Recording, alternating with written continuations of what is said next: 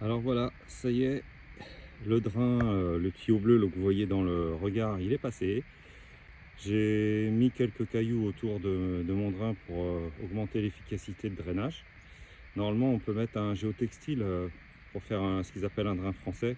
Mais bon, j'ai pas été jusque là, hein, ça reste du potager et du jardin. Je suis pas en train de drainer un parking ou quelque chose qui doit rester absolument sec. Il me reste plus qu'à remettre en place toute la pelouse que j'ai découpée, vous voyez, en cubes.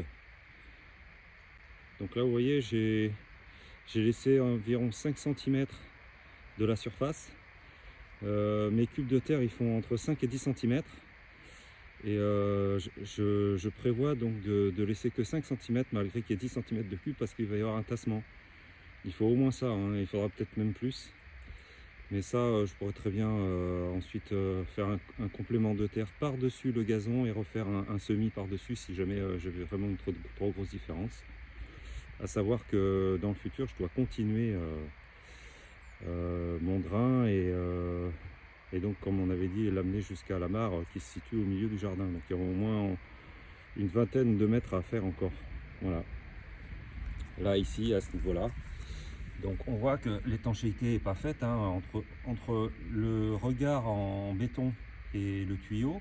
On voit que la terre peut passer sur les côtés. Donc c'est là que je vais prendre un peu de ciment et un peu de sable et combler tout simplement. Hein. Et une fois que ça sera comblé, ça va durcir et puis on aura une étanchéité. Et puis comme ça, l'eau sera bien drainée et elle passera plus par ce trou là. Je vais faire en même temps les autres côtés que j'avais pas encore fait. On voit qu'ils n'avaient pas été faits. Je vais pouvoir les reboucher aussi. Voilà.